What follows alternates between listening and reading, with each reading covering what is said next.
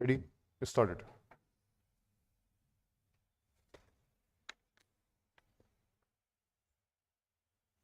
Madam Deputy Chairman, at the outset, I would like to thank our Finance Minister Sri Tiwari for submitting a budget which is more rural oriented, more growth oriented, and more people oriented than the budget submitted by our Prime Minister last year. These concessions, measures, and programs do not amount to say that the Ministry of Finance have been abreast with the situation and aware of the needs of the nation. As rightly commented by one economist, Mr. Tiwari's maiden budget is a good exercise in public relations but not so good in public finance. The budget document has been prepared in such a way as to appear that it contains more concessions than tax burdens. Not because the minister had dropped the proposal of imposing taxes due to drought, but because he had indulged in pre-budget exercise. Unfortunately, for the last few years, to mobilize the resources, the Ministry of Finance is following this unhealthy practice.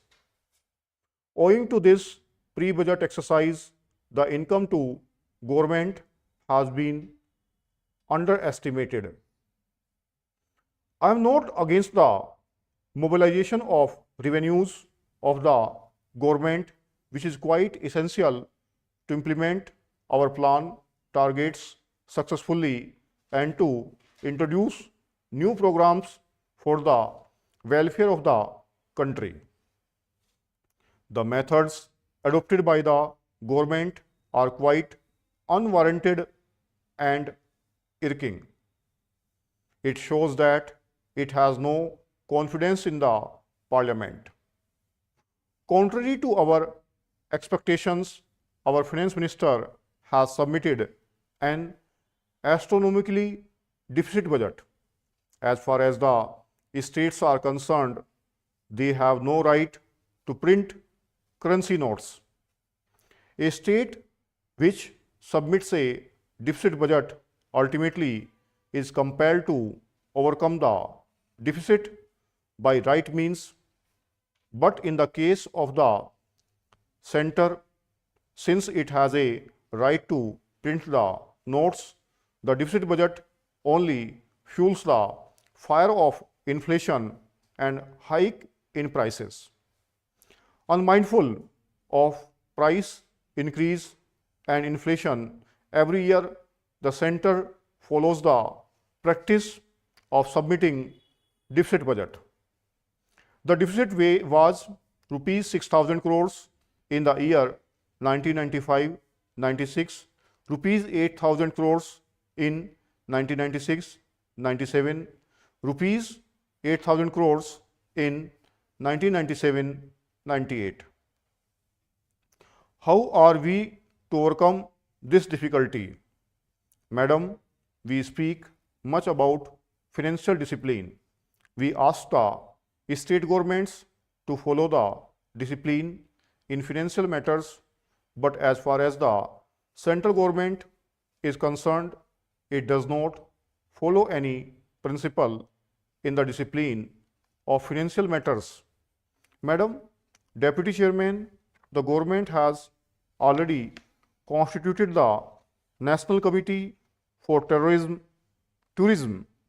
I would take this opportunity to urge upon the government that its recommendations should be given full and quick effect by providing incentives which will develop the tourism industry all over the country. This can include giving concession for all those ancillary industries.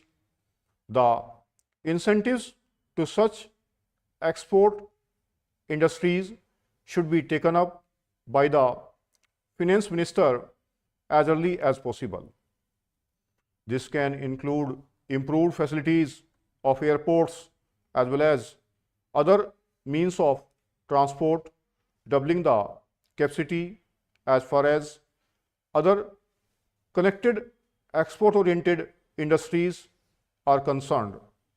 I think that this step can help us in mobilizing better earnings and return of foreign exchange.